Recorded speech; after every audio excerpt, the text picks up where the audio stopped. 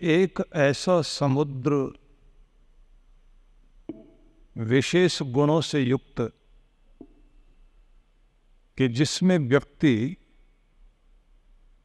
डूबता नहीं तरता है, तो ऐसा समुद्र पृथ्वी पर है। लेकिन आध्यात्मिक दृष्टि से भी व्यक्ति अपने जीवन को वैसा बना सकता है कि जिस भव सागर में दुनिया में हम रहते हैं, अपना एक ऐसा वातावरण हम विकसित करें जो हमें डुबाने के लिए नहीं, तरने के लिए हमारी सहायता करे। क्योंकि दुखद स्थिति जीवन की यही है कि हमारा वातावरण ही हमारे लिए हमारी प्रगति में बाधक बन जाता है। अपने ध्यान का वातावरण घर में बनाइए, भक्ति का वातावरण बनाइए। आप सेहत कॉन्शियस हों, स्वास्थ्य के प्रति जागरूक हों, तो उसका वातावरण घर में बनाइए। वो वातावरण विकसित करना पड़ेगा जिससे आप डूबे नहीं, तरें। जब तक आप वातावरण नहीं बनाएंगे तो विकसित नहीं हो सकते। ये ध्यान रखना कि कितना भी प्रतिभावान कोई बच्चा क्यों ना हो, यदि घर का वातावरण पढ़ने वाला नहीं है तो वो एवरेज रह जाएगा। और यदि बच्चा बहुत प्रतिभावान नहीं है लेकिन घर में पढ़ाई का माहौल बना हुआ है, तो जो बच्चा पढ़ना नहीं चाहता था वो भी पढ़ेगा, जो आगे बढ़ना नहीं चाहता था वो भी आगे बढ़ेगा। वातावरण आपको मदद करता है। इसलिए समुद्र, संसार को अगर हम एक समुद्र माने तो ज्यादातर समुद्र तो वो है जिसमें डूबता ही है व्यक्ति।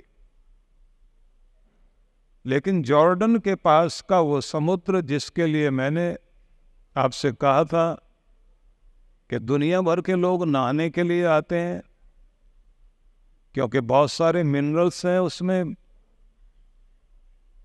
नमक है, तो व्यक्ति डूबता नहीं है। लेकिन इस चीज से मुझे ये समझ में आया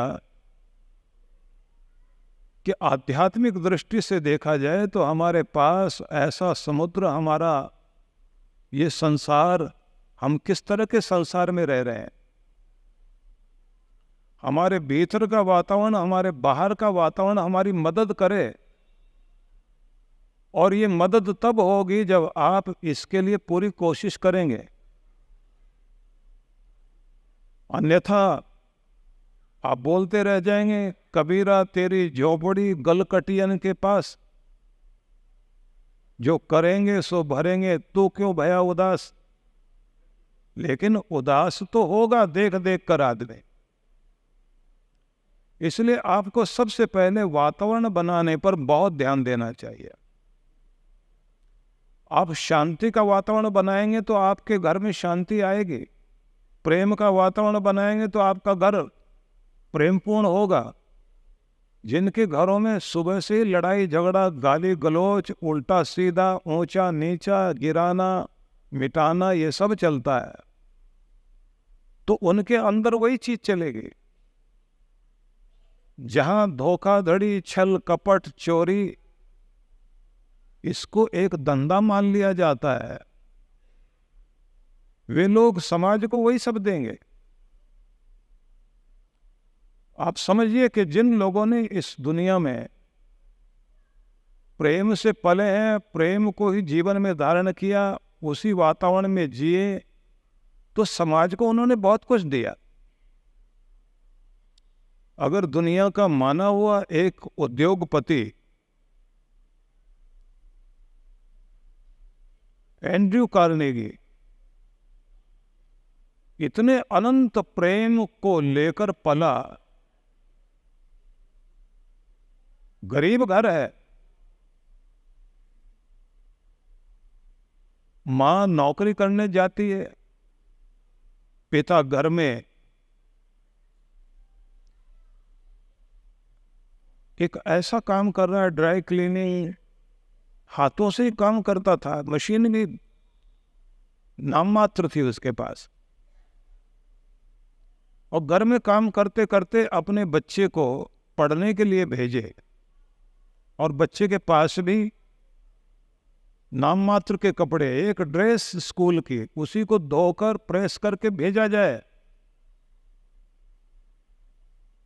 लेकिन घर बहुत प्रेम से भरा हुआ है, इतना प्रेम से भरा हुआ है कि जैसे बच्चा स्कूल से आ जाए, पिता उसको खाने के लिए बैठाए और फिर बोले कि तुम्हारी माँ हमारे लिए कितना काम करती है इस घर को ठीक रखने के लिए। 5 बजे माँ स्कूल से, अपने काम से, ऑफिस से लौटती है, तो बच्चे की उंगली पकड़कर पिता बोलता चलो बस स्टैंड चलते हैं जहां तुम्हारी माँ आएगी, उनको लेने चलते हैं। जैसे अभी भी शादी हुई हो किसी की, अब तीनों वहां से बस स्टैंड से हंसते बोलते मुस्कुराते बातें करते हुए जब घर में आते हैं तो पहले दिल में प्रेम होता है, तभी जाके घर में प्रेम आता है। पहले व्यवहार में प्रेम आता है, तभी वो चारों तरफ फैलता है। उस वातावरण का प्रभाव है कि उस वातावरण को लेकर के एक बच्चा पलता है। और जब विश्व युद्ध के बाद पूरी दुनिया भर के देशों ने इस बात पर निर्णय किया कि हमें आपस के विवाद मिल बैठकर निपटाने चाहिए,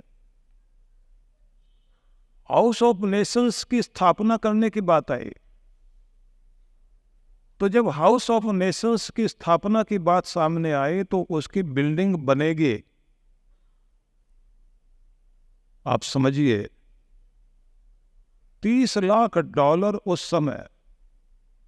सबसे पहले ये व्यक्ति जो जिसका नाम मैंने लिया कि बहुत गरीबी में पला था, बढ़ते बढ़ते बहुत अमीर हुआ, तो विश्व में शांति होनी चाहिए, इसका भवन बने तो किसका पैसा लगे, सारी दुनिया सोच रही है। तो सबसे पहले एंड्रयू कार्नेगी आगे आकर कहता है $30 लाख मेरी तरफ से लगाए जाए। एक ऐसा व्यक्ति जो अखबार में विज्ञापन देता है कि मैं सेवा का कुछ बड़ा काम करना चाहता हूं इस तरह का, तो उसमें मुझे आइडिया दो, और जो आइडिया देगा, जिसका आइडिया सिलेक्ट होगा, मैं उसको इतना इनाम दूंगा। दूसरों से सुझाव लेता है कि सेवा का इस फील्ड में बढ़िया तरीका क्या हो सकता है, मुझे सुझाव दो। क्योंकि एक प्रेम पाया उस व्यक्ति ने और उसको लौटा रहा दुनिया को। भगवान के इस वेदी से ऐसे लोगों की चर्चा होती है।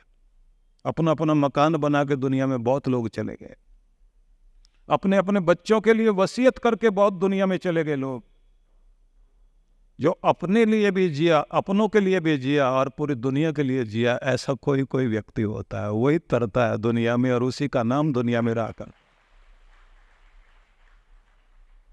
इसलिए वो वातावरण बनाना बहुत जरूरी है जो आपका सहयोगी बने, आपको आगे बढ़ाने में मददगार बने। Rejuvenate and reinvent yourself with a series of divine talks by His Holiness Sudhanshu Ji Maharaj and Blissful Life Meditation by Dr. Archika Didi in Toronto. Divine Talks, 23rd and 24th August 2023, 6:30 to 8:30 p.m. 26th and 27 August 2023, 5 to 8 p.m. Blissful Life Meditation, 25th and 26th August 2023, 10:30 to 12 p.m. Location: Brampton Triveni Mandir. Contact details. All events are free. You are cordially invited. For more information or to contribute, please email us at